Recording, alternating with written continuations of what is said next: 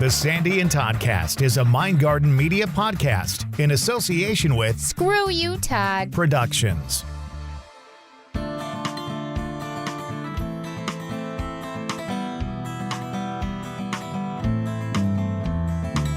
The season all about Bigfoot continues on the Sandy and Toddcast this week.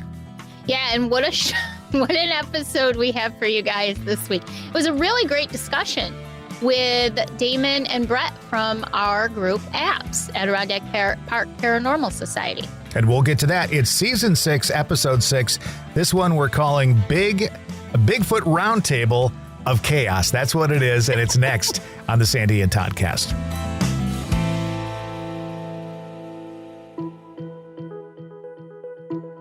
We make podcasting easy. MindgardenMedia can get you going on your very own podcast. With many years in the broadcast and audio industry, MindgardenMedia can edit, fully produce, and provide all the web distribution services. We're podcasters too, so we'll guide you every step of the way to a professional-sounding podcast production. For information, email the mindgardenmedia@gmail.com, the mindgardenmedia@gmail.com, or check us out on Facebook. Broadcasting from two very different yet magical places not found on any map. Get ready to discuss the strange, weird, ghostly, crazy, spooky, and odd things that take place around us each and every day, all while having a little bit of fun. This is the Sandy and Toddcast.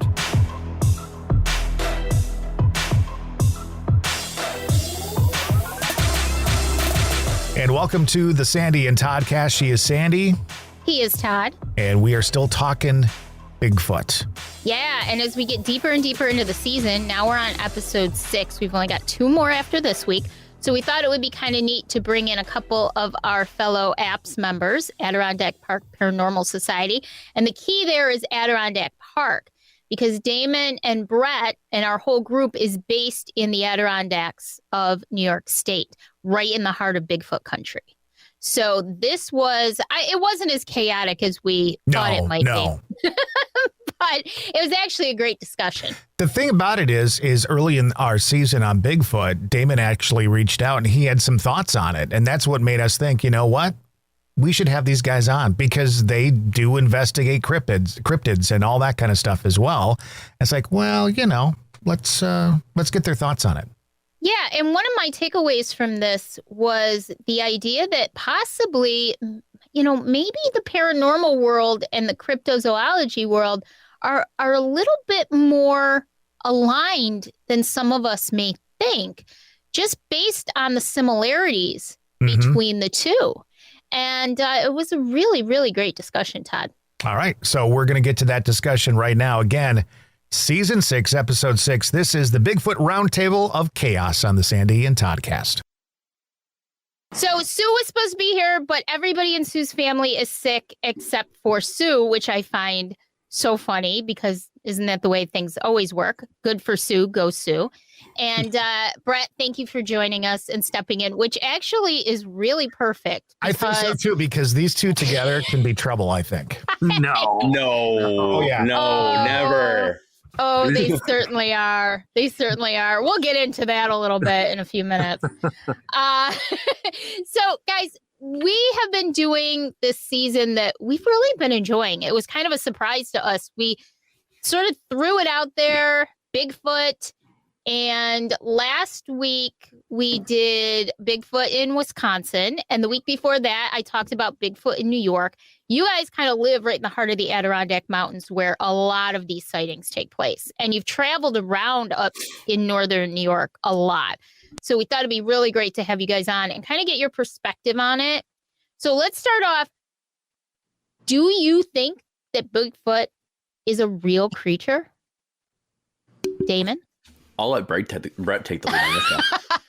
Oh, geez. Yeah. I mean, it's hard to say, right? So we don't know, you know, if he's an actual creature, if he's like a bear biologically, it's strange. He could be, elusive entity. It could be anything, Yeah. I certainly do believe there's something. whether it's, an actual creature or not, that's kind of, to me, that's a little, I don't know. I don't know. I sort of fall into that category with you, Brett. Like, I really feel in my gut that there is some sort of creature out there. There is something out there, but there are so many possibilities, so many theories that have been thrown around that it's very hard to know for sure. And that's one of kind of the fun things about Bigfoot is, will we ever really know? Probably not. But Damon, I know you kind of take a different stance towards Bigfoot. What do you think? So my thing is, and I take the same stance when it comes to the stuff within the team as well with paranormal, is I try to find every single scientific explanation to prove and or disprove what's going on. So if you ever watched like what is it, Searching for Bigfoot or whatever on Discovery Plus with BFRO, I'm the nerdy girl in the back that's like, yeah, no, this isn't right. It could That's be so A, B, funny. C, I or D. always thought of you as the nerdy girl. In the Yes. Todd, we will, I just, yeah. No, but I'm the one that's in the back going, yeah, no, there's a logical explanation, or this sounds like straight up bullshit. Yeah. Todd, Brett and I we interviewed, what was this, Brett, like probably half a year ago, we interviewed those guys from in the area. Yeah, 6-8 months ago, I think. Yeah. And actually, Sandy, you listened to the recording of it. Yes. And I put the screws to them a couple times because they had some stuff that was just like totally like it was out in left field beyond where even like BFRO would go with some of their stuff. And I'm like, I don't know.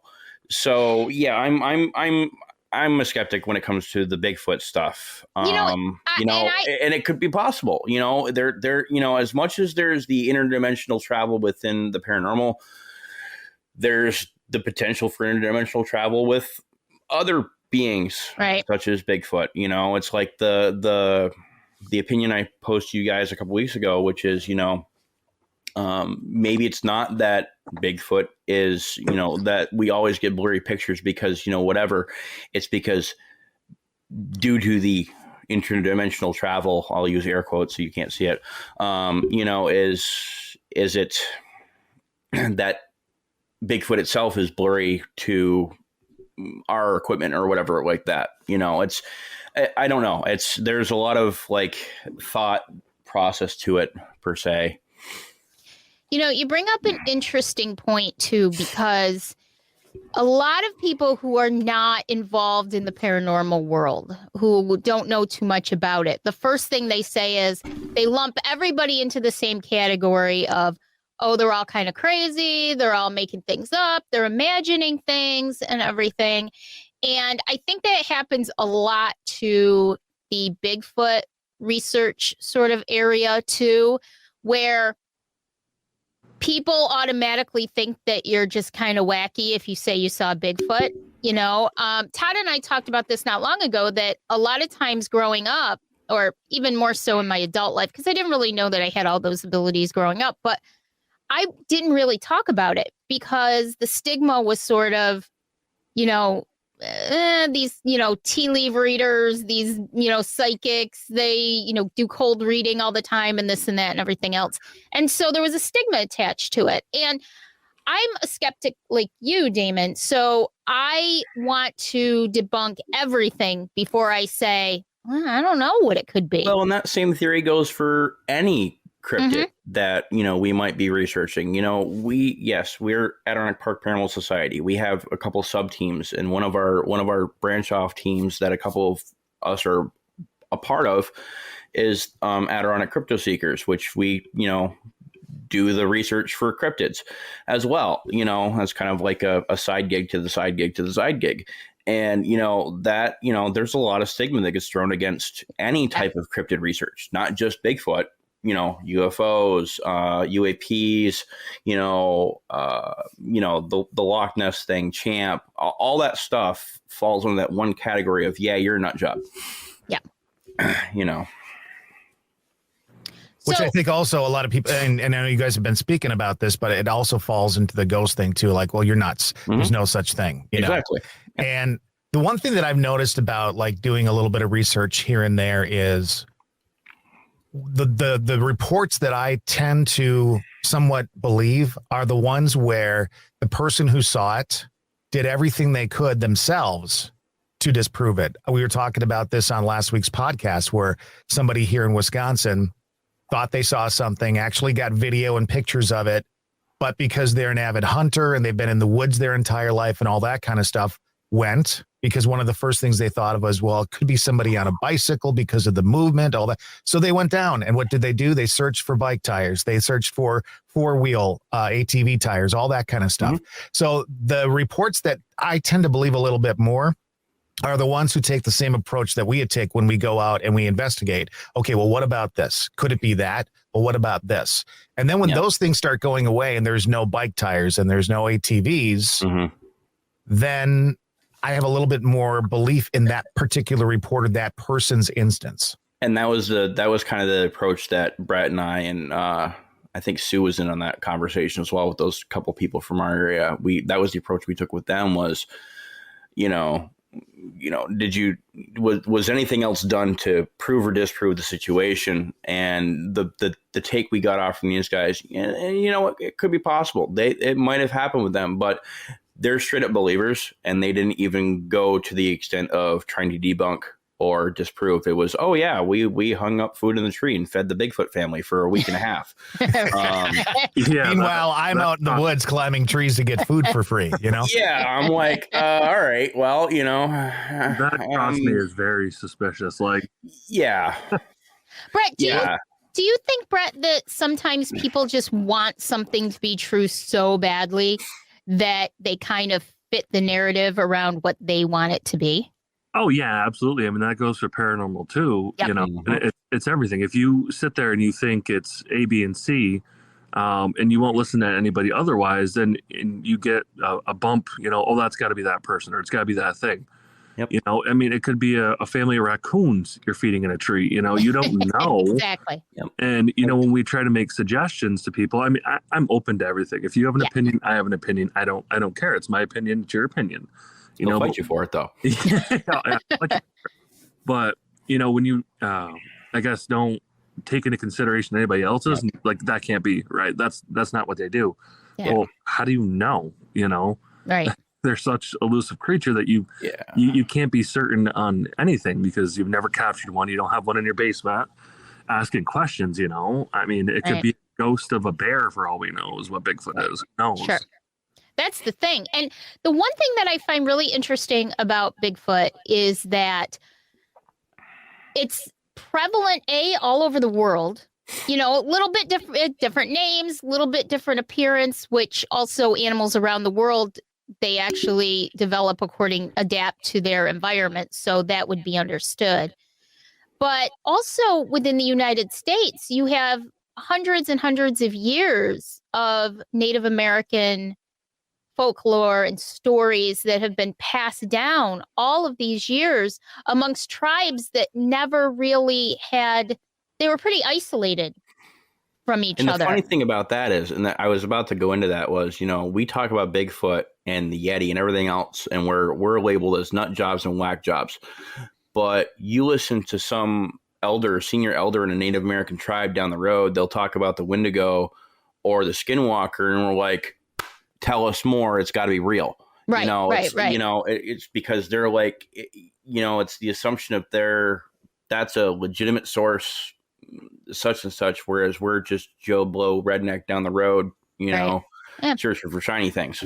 Very interesting. And they have a real, like, even not to get off topic, but the Skinwalker, they have a real fear of Skinwalkers, like a true fear. They won't even talk about them to people because if they talk about them, they're terrified that it will come back at them. Yeah. And that's why, like, when I see, like, not BFRO per se, but other groups that are going out and doing these, we're searching for such and such, whether it be live or whatever. And, they're talking to some person from the reservation that's talking about Skinwalkers, and they're like freely talking about it. I'm like, yeah, this is where I start feeling this is kind of a not so legit, because like you said, I have yet to run into a true blue Native American, aka / indigenous person that will freely talk about the skinwalker without being in some sort of fear or peril for their own safety. Yeah, it's super interesting. Yeah. Have either of you ever seen evidence? And let's go back to like the original film that everybody has seen and everybody talks about it. When you think of Bigfoot, it's that film, the grainy film of, the Bigfoot walking. Have either of you ever seen something of evidence that actually made you go, you know what, that could really be something? And how do you feel about that original film?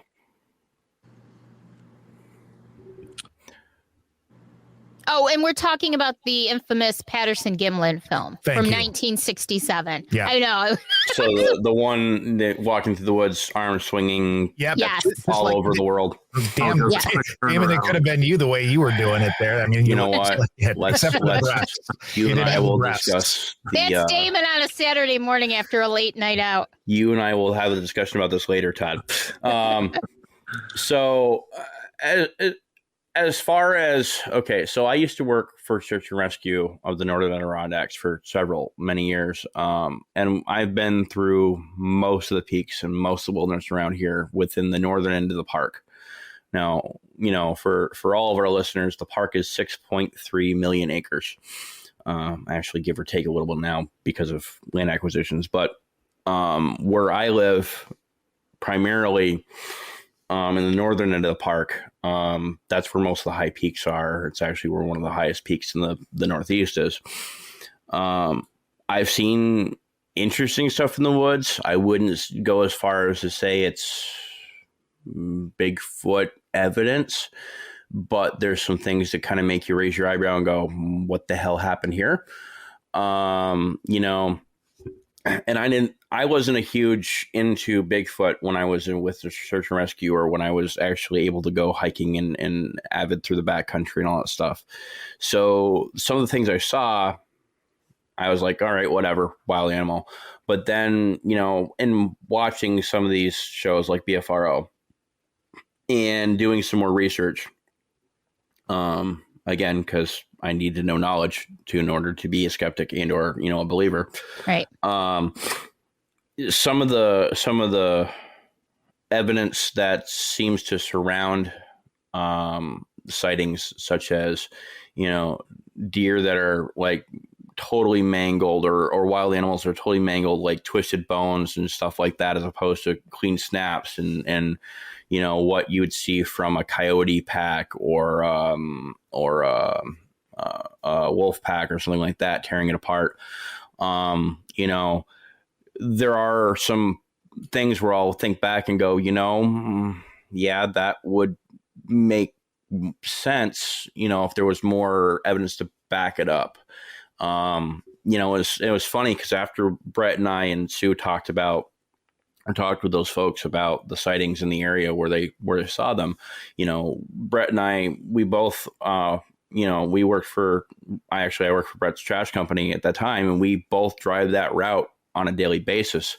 And there was a couple times where we'd go by and, we literally have a 3-hour discussion on the phone back and forth. Hey, did you see that deer carcass out there? Did you see it didn't look like it got hit by a pickup truck. It looked like it was, mangled, whatever. So, there's some things that would lead me to think maybe, but again, there's also things that would lead me to think probably not.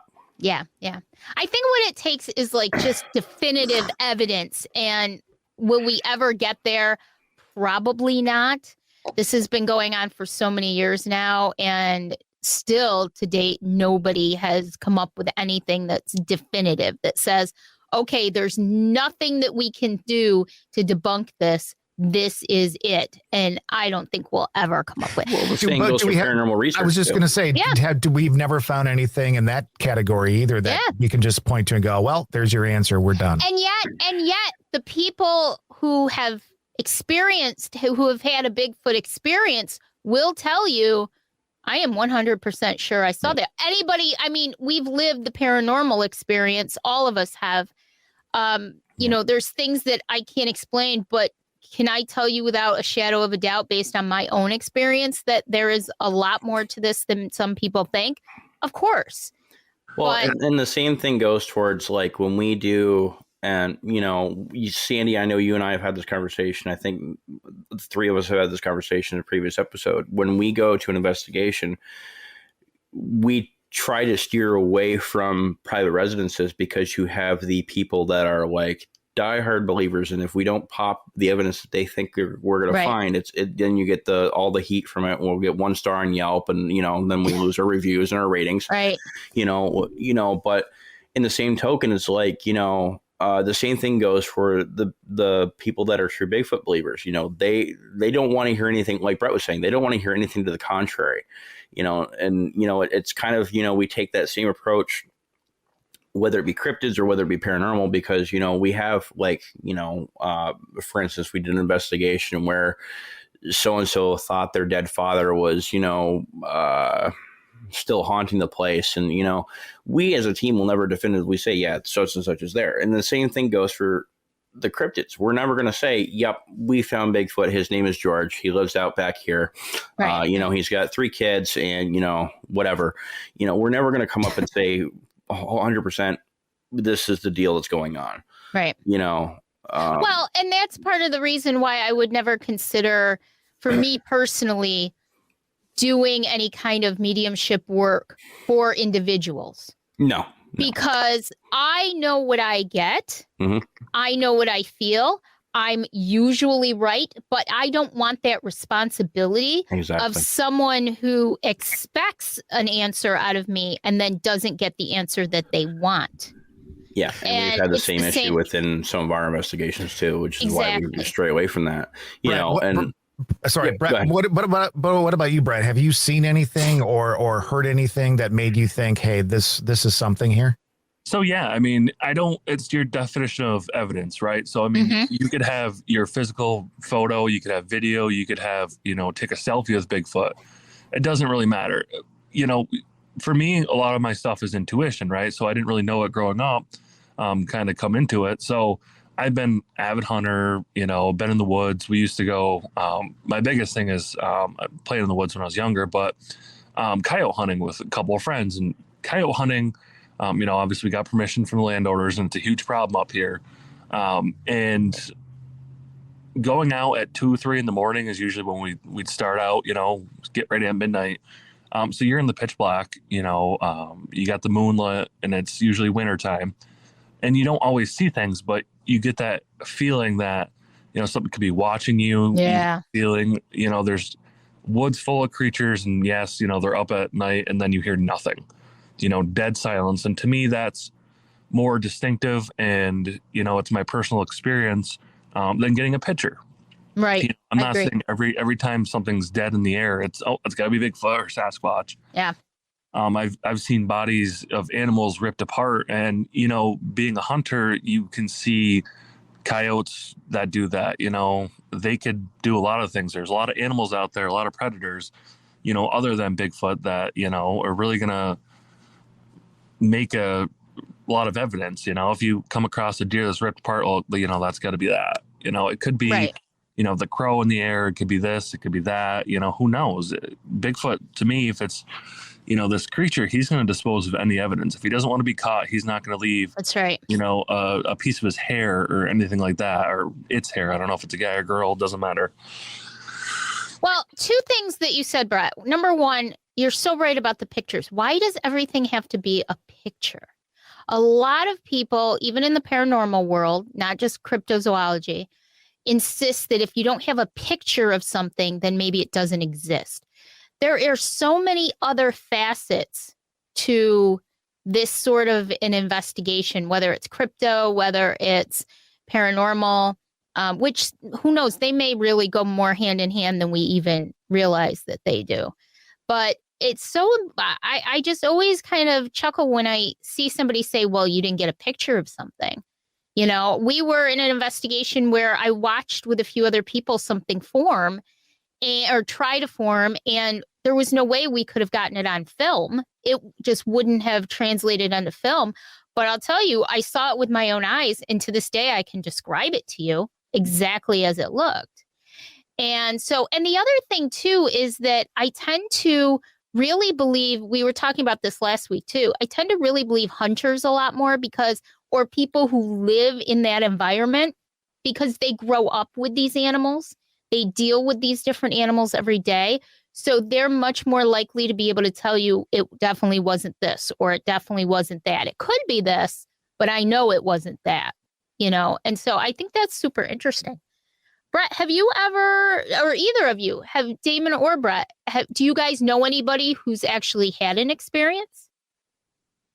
Not personally, you know, just from, you know, watching TV or people's account, Facebook and stuff, or just any platform really. But nobody personally like, oh, I got a guy down the street that, you know, saw Bigfoot taking a bath, you know, nothing like that.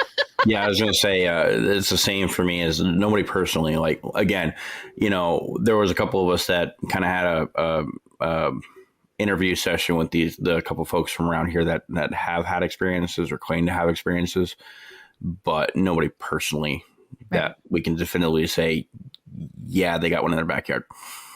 Interesting. But we also live in an area around here where, you know, not a lot of people like society, and there's a lot of people that live in the woods. Right. You know, so it could be George the third, twice removed, who just, you know, is running from the government. Who knows? You know, and they might claim that as Bigfoot. You know, you never know. It's a tough area. I was saying to Todd last week that I read somewhere that there's about 10,000 actual reports in the United States. And I thought that number was really low, but then I got thinking about it and I thought, not everybody is going to make a big deal out of it. Not everybody's going to report it. Not everybody, you know, there's that stigma again, or they're just afraid, or they don't know what to do with it, with the information. So do you think it's probably much higher than that? People seeing things, whether it's misinterpretation or not? Do you think there's a higher number out there somewhere and that a lot of people just don't talk about it? I would say almost 100% yes. It's going to be the same as I would say it mirrors paranormal experiences. Right.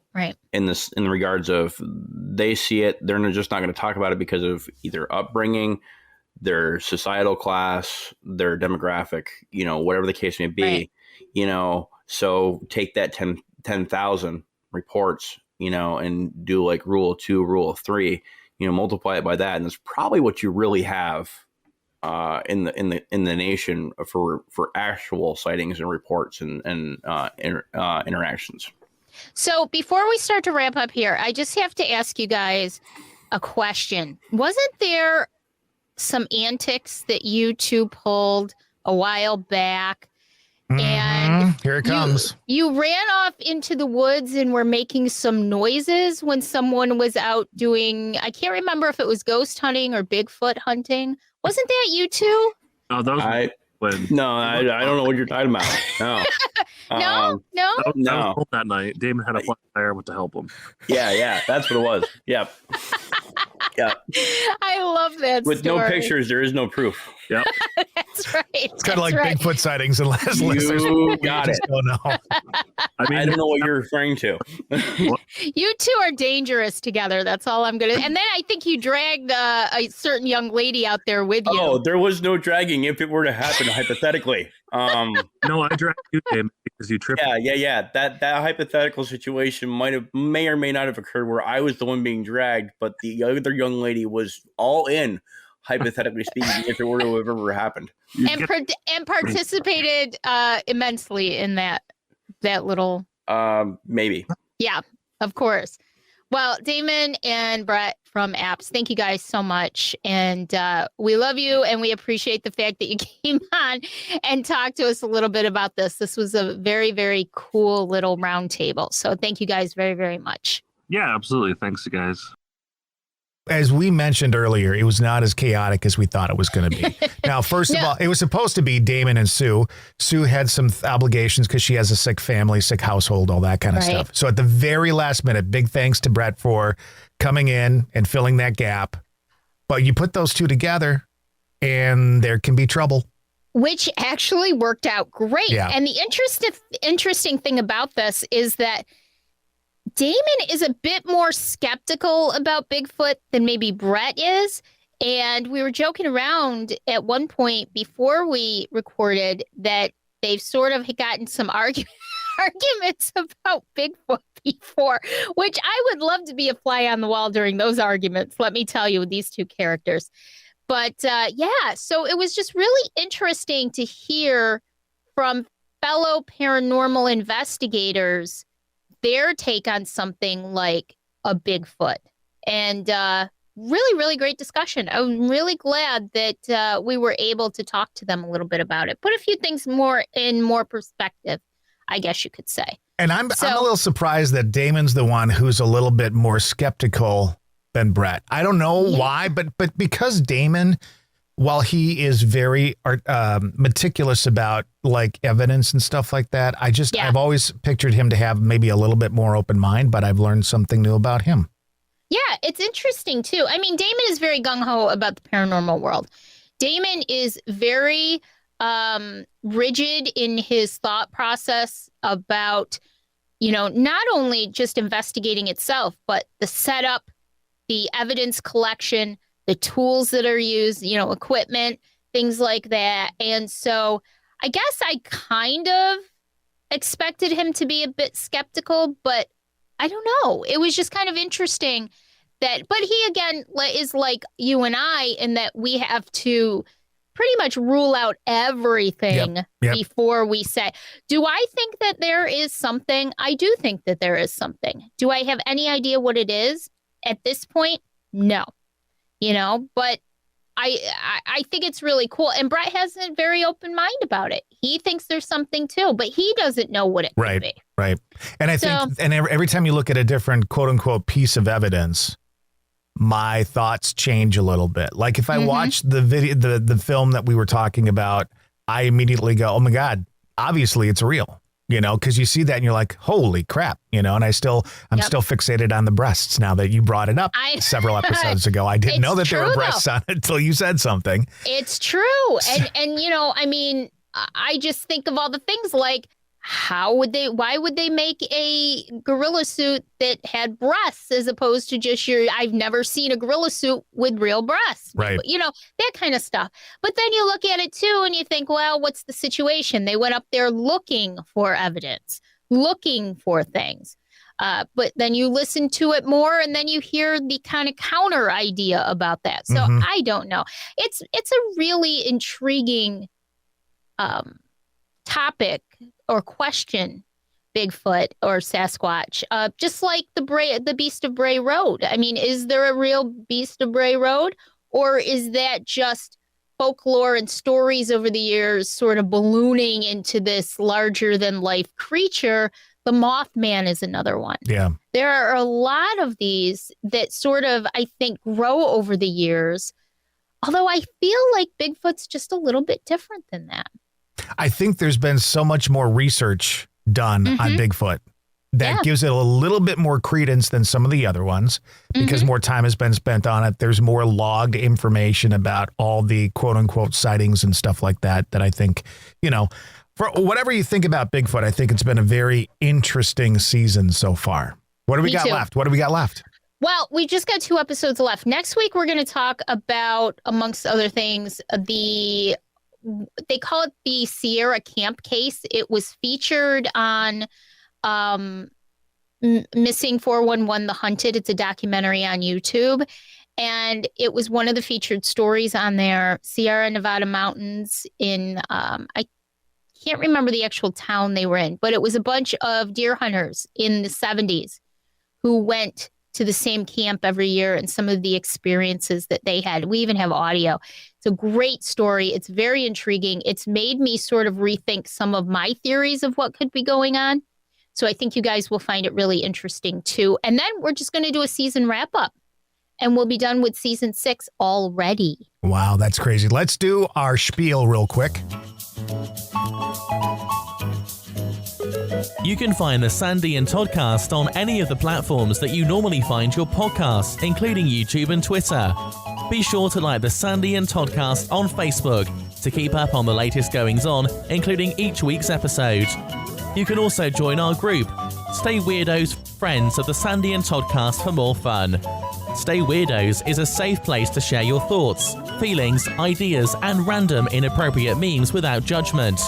Sandy and Todd also have a podcast called The Empathicary Podcast. It's for empaths by empaths. And if you know an empath, you might want to listen too. find and like the page on Facebook. And finally, if you're thinking about starting your own podcast and just aren't sure where to start, Sandy and Todd can also help with that too. MindgardenMedia is their latest project where the dynamic duo can guide you every step of the way in your podcasting journey. Editing, producing, and consulting is what they do. Like Mindgarden Media on Facebook or email them at themindgardenmedia@gmail.com. And as always, thanks for staying weird. So there you go. Two more episodes left, and then we'll be wrapping up the Bigfoot season. Then we'll be going into the holidays, and when we come out the other side, I believe we're going to talk about some of the most haunted houses or locations, I guess. Which one do you want to do, houses or locations? Let's do houses. I think it's interesting to do too. houses. They have such an interesting backstory, a lot of these houses. And I have a few in mind that I'd like to highlight in the coming season. So. All right. Well, we'll get to that after we get through the holidays and all that kind of stuff. It was a good episode. A big thanks to Brett and also Damon again for being along with us. So until next time on the Sandy and Toddcast, bye. Bye.